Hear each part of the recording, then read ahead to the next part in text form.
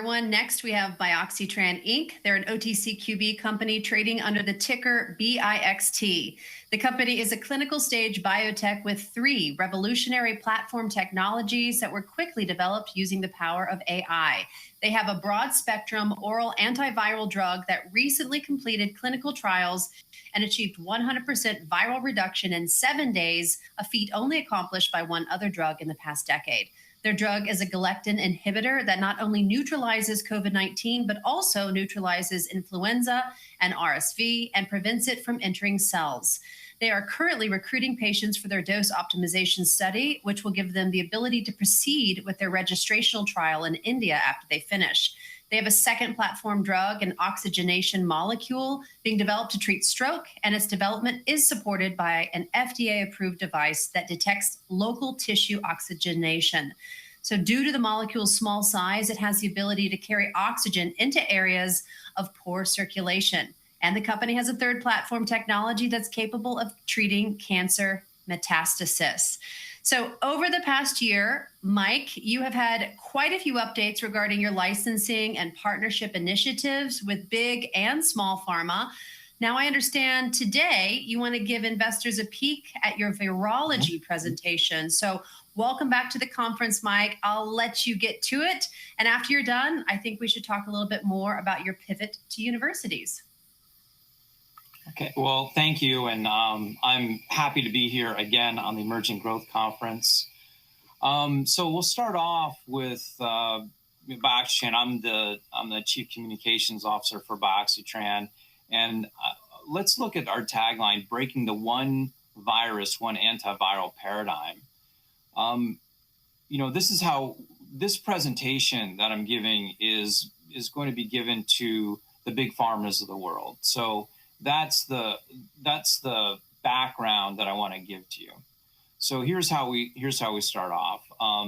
We have a historic discovery in virology, and you'll see there's this idea of one drug and one virus concept, and it dates back into the 1970s, and so basically after 50 years, prolactin M, it's basically debunked that. You see, because prolactin M has broad-spectrum antiviral activity. It's in COVID-19, RSV, influenza, and then we also have a patent pending on 60 viruses. So we really thought this through. And if you're kind of curious what this is, it's a historic discovery. And the discovery is pretty much viral, and you read there about the discovery, viral adhesion to cellular membrane. It's the first step in this process of viral infection. And these galectins, and we're going to talk more about that later, they facilitate this process. And you see, what happens is the cellular membrane, it's kind of slippery. It's glycosylated, which means it's covered in sugar. And what else is covered in sugar are the spike proteins. So you have these two slippery molecules trying to connect with each other. Well, how do they do that? The answer is they don't. They need an adhesion molecule, and galectins are basically this viral glue that tethers the virus to the cellular membrane. So that's our big discovery, and we believe it's universal to viruses in general. Now, existing antivirals, they work on this concept of, basically one virus or maybe a couple mutations of virus for one antiviral. And what they do is they disrupt the life cycle of the virus once it's inside the cell. We're different. We stop it from getting inside the cell. And the truth is, they say broad spectrum. There's broad spectrum antivirals out there for like influenza A and B. That's not broad spectrum. We're talking about broad spectrum that goes across multiple viruses, multiple viral families, and no broad spectrums like that exist today. And we believe prolactin M is going to be one of the first. And why this is a big deal? It's disrupting a $55 billion market, and that is why these drug pharmas that we're going to be presenting to, that's why they're going to pay attention. So we start there. And then we give them an overview of our platform technology. So we explain to them it's carbohydrate chemistry. COVID-19 was our first case study. And then we have an active FDA IND right now. And you'll see the graphic right there in the center. These are a whole bunch of families of viruses. And what we did is we kind of circled them, and you can kind of see, Herpesviridae, that happens to be shingles. And then you got influenza and bird flu, that's Oxymoxaviridae. And then, you have these other two. So there's 4 different families of viruses, and galectins are implicated in them. And you'll see that there's a galectin signature to each one of these viruses. You see how there's up arrows and down arrows. And, there's also a link there to the Science Journal article. So when we're presenting to Big Pharma, everything is backed up. We think that we're just touching the iceberg here, and we think that we should do testing in all of these families of viruses eventually. We start with in vitro testing, then do animal testing. So now it's important that we get into the mechanism of action. Prolactin M neutralizes the spike protein. And, this just demonstrates how it works. So you have the naked, this is a COVID spike, the naked COVID spike, but that's not how it exists in nature. How it exists in nature is covered in sugar. And the reason it's covered in sugar is so that it can hide from the immune system. The immune system sees that spike protein, the protein that's going to go after, it wants to, it sends an immune response after it. So when it's shielded like this, it's protected from immune attack. And that's how the virus kind of tricks your immune system. But you can see there's a circled area there in red. That's the galectin fold. You see how it's uncovered in light blue? And then you'll see the tip of the spike protein. So what you're seeing there is those are the vulnerabilities in the spike protein, or places where the immune system can attack or attach to. And our molecule, we believe, attaches in the galectin fold, and that's the process of neutralization. This next slide here is our antiviral drug discovery platform. And we're basically using nuclear magnetic resonance imaging spectroscopy to check for the binding affinity of our molecule to the different spike proteins. So I'm not going to, go over this too much, but that's the essence of our technology and how we can develop new drugs. This is the mechanism of action. And again, this is all peer-reviewed stuff that the pharmas are going to look at and really, get into.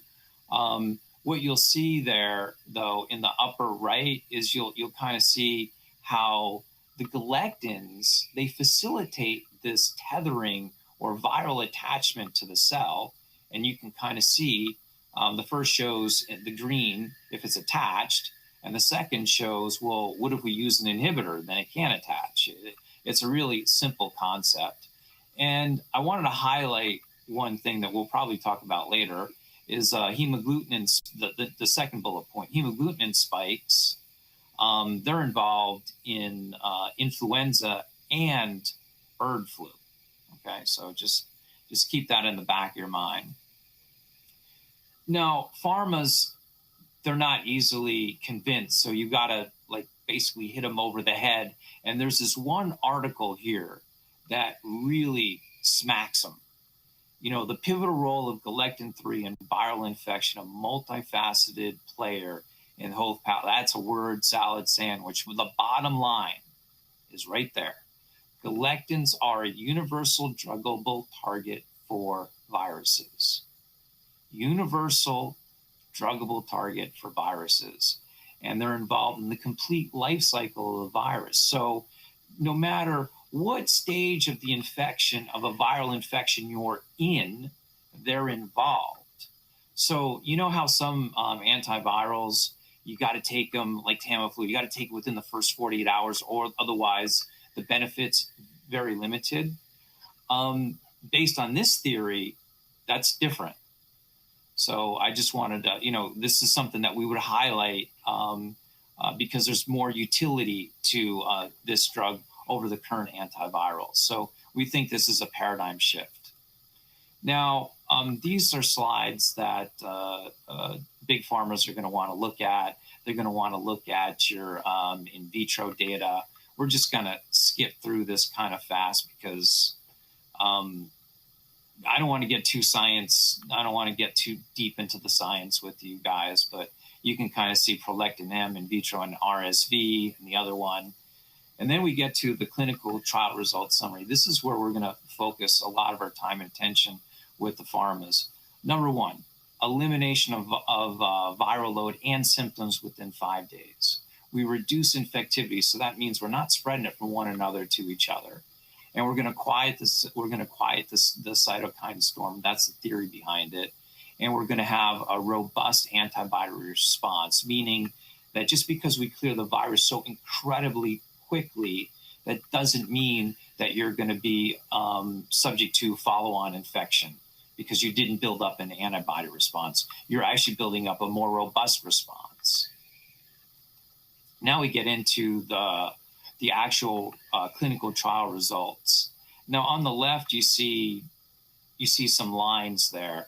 The control group is red, and the green group is the treated group. And you'll see a horizontal red line. So you want to get above that horizontal red line as quickly as possible in this particular situation where we're testing CT values. And what you'll see here is on day 3, 88% of the people were PCR negative, and on day 7, 100% were. And you can kind of see how there's a grouping between the two things. And then down below is kind of a summary of where the control was in relationship to the treated arm, which is in blue. And again, peer-reviewed journal articles, so we stress that. And then this slide is going to be, this slide's a moneymaker because, Paxlovid is the standard of care. Now, obviously, should we send this to Pfizer? We're not going to put this slide in there and just kind of beat them over the head. But for the other pharmas that we're talking to, we can show this. And it basically shows a comparison where you end up at the 30% line. All right. Next slide. Pharmas are highly sensitive when it comes to improvement in symptoms. So they want to see symptom improvement, some sort of clinical improvement score. And you'll see that we do that. And again, it's in the literature. And then there's, what about viral rebounds? Well, Paxlovid was common after day 10, and there were none for us. And you can see in the second half of the slide. And then this slide is going to be interesting. This gives investors a little peek into what we're thinking and what sort of money is going to need to come out there to move forward with our trials. And you can just take a peek at it. The one thing I'd highlight is probably, you have the IND. But number 2 is my favorite in the sense that I think when we build out the in vitro studies, people are really going to understand the magnitude of what we have on our hands. We have intellectual property, and then we have a licensable drug, basically. It's oral, chewable tablet, easy to take. We don't think there's any limitations on who can take it. We completed a phase 2.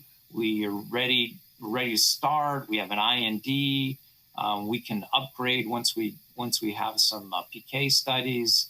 And there's no safety signals to date. And another one that the big pharmas are going to look at It's like, what the heck is DDI? No DDI required.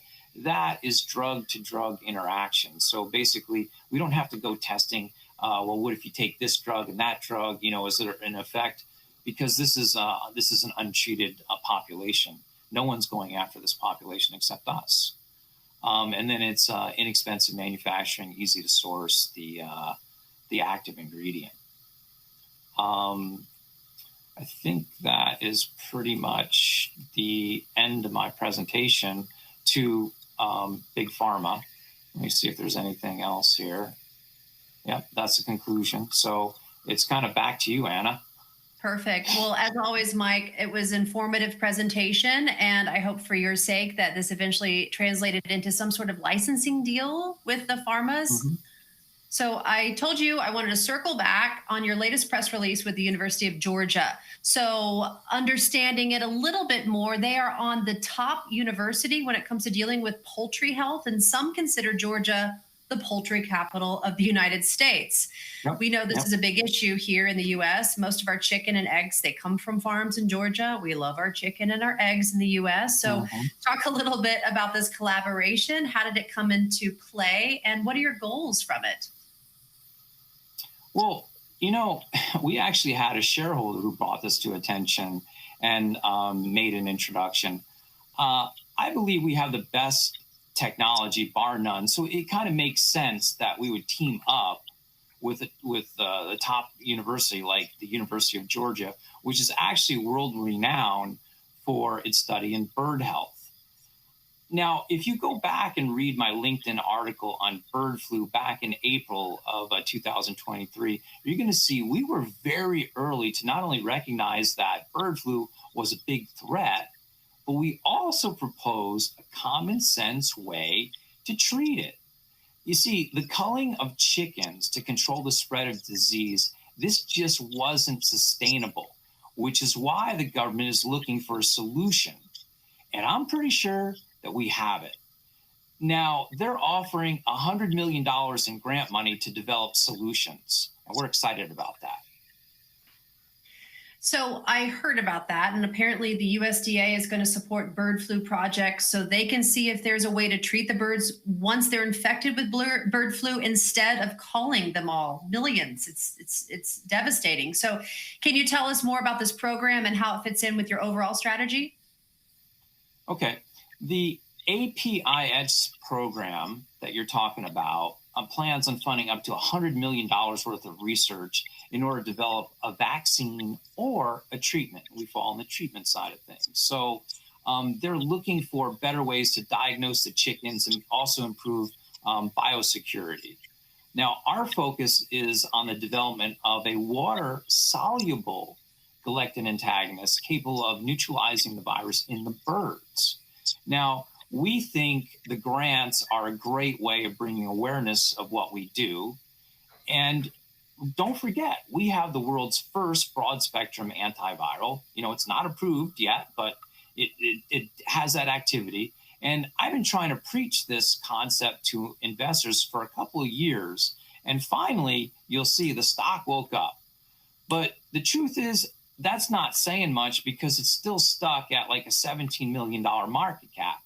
Even at the current stock price, we are so massively undervalued, and I hope investors understand that. See, a lot of people believe that COVID's over and kind of put us in this typecast as like a COVID stock. So it took something like a massive rise in egg prices to actually get investors to wake up and see that there's another use case for our broad spectrum antiviral. Well, and we can all feel it. Egg prices have certainly skyrocketed. We see the shortages everywhere. It hurts our pocketbooks. I saw that you tweeted about that and showed how the price of eggs are basically hitting new highs. And it was actually highly correlated with Bioxytran's stock chart. So what do you make of this anomaly? Yeah, I saw the chart of egg prices and almost like did a double take. I'm like, I've seen this chart before.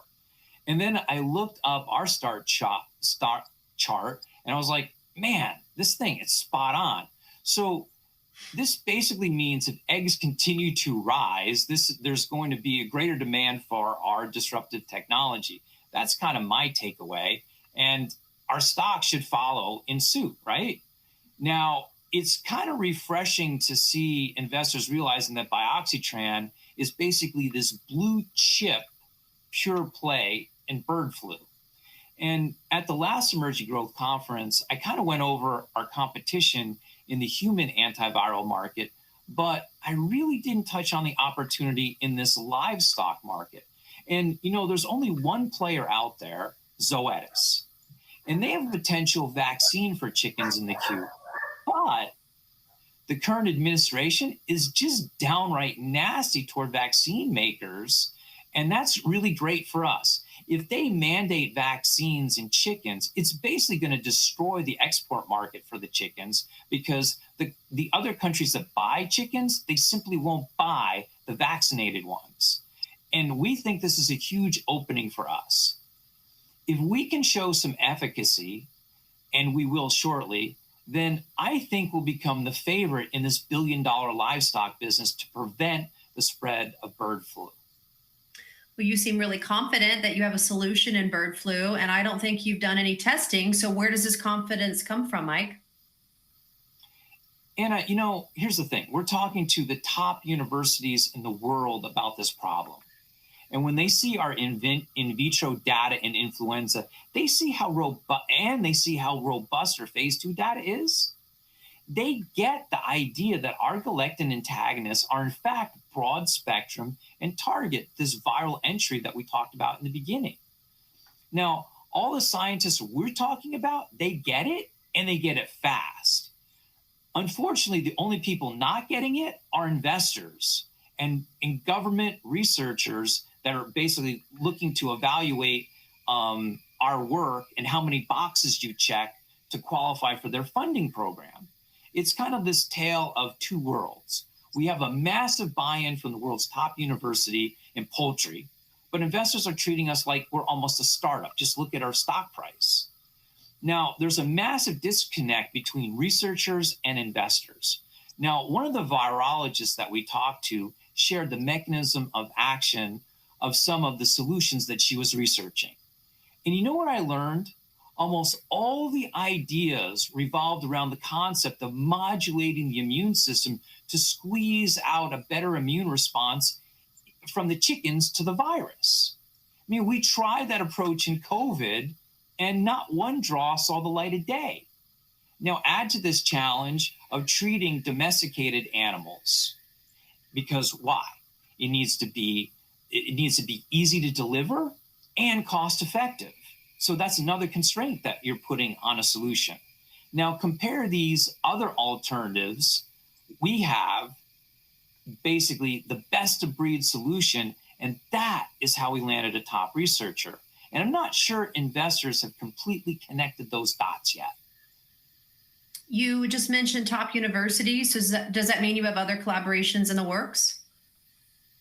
Yeah, we're always looking to collaborate. And I think a number of universities would be well served if they were considering using our water-soluble galectin antagonists in their research. I'm very excited because I really think the pendulum has swung back in our favor. The scientists get what we're doing, and it's just a matter of time before that trickles down to investors. If you're an investor and think that we only have one collaboration in play, that means you haven't been following the breadcrumbs I've been putting out there on Twitter, or you haven't been looking at all the people I've been networking with on LinkedIn either. So help me understand what's going on with the bird flu strategy. You took your broad spectrum antiviral that works on COVID, RSV, and influenza, and then adapted it for animal use. So you're pretty sure it's going to work in animals. But I think the question investors want to know is whether it will work in humans if the virus makes the jump. You know, I'm really confident based on theory that the existing galectin antagonists are capable of neutralizing bird flu in humans. The thing is, that isn't a really big market. There's right now only 70 cases of bird flu in the United States. So it's not realistic to do clinical trials at this time. Now, if it does jump to humans, we are going to be ready to pounce since the safety data is out of the way, and it basically enables us to find a quicker pathway to market. Well, I look at the price of eggs. It's obvious to me that we need a better solution than just killing all the birds. And RFK has criticized regulatory bodies like the FDA and USDA that have overreached and prioritized corporate interests over public health. It has a detrimental impact on the pace of innovation. So, how do you feel about that? Are you concerned about regulatory hurdles? How do you plan to navigate the challenges to ensure your product can achieve timely access to poultry farmers? The administration is clearly looking for a solution that doesn't involve a vaccine. We have a water-soluble, broad-spectrum antiviral that we think will work in chickens. What we need to do is prove that we have a solution and then optimize it for the chicken farmers. Once we have proof that we can prevent infections, the chicken farmers will line up to buy the product. I'm confident of that. The market will ultimately dictate if they want a feed supplement or a veterinary drug. So we think we're highly insulated from any regulatory issues. If we run into any resistance to one path, we just go the other route. So how do you plan on making money for shareholders? That's simple. Licensing deals. We've always been about developing the innovation, and then we license it out. And how long do you think it'll take to develop your product for bird flu? The manufacturing facility is already in place. So we just need the proof. I'd say 6 months after funding, we'll have the proof we need, and then we can either market or license it. So a question from a viewer, could the galectin antagonist be added to raw milk to solve RFK's raw milk with bird flu problem? No, it doesn't. It doesn't work like that. I mean, I gotta think about that a little bit, but no, I don't think it works that way because milk could have a neutralization property to it. Another question, is it possible to donate a galectin antagonist to a hospital such as Memorial Sloan Kettering, maybe to run a 10-patient trial, see what happens? Have any mouse trials been done in this manner? I think we're open to all those sorts of collaborations. So great question there. Yes. And does prolactin M potentially work on avian flu and EEE? I'm not sure what that is. I got to punt on that one because I don't know what EEE is. Okay. And Heather's asking, when could we see prolactin M in the hands of the general public? Again, that's a really good question. It really depends on our access to funding, and obviously patient recruitment, and the FDA. I think I think what JFK is doing is trying to create greater access for us. So we see that as a positive movement. Perfect. Well, Mike, do you have any closing remarks for our viewers today? Guys, I don't know how to pound the table. The valuation, it's incredibly low. We're talking to the right people. You need to look at that valuation and say, does this make sense? And remember the 3 M's of biotech. I've said this before: money, magic, and management. And I'm telling you, we're going to have all 3. There we go. Great presentation and back and forth as always, Mike. Nice speaking with you, and I look forward to seeing you again real soon. All right, everyone, we'll be right back.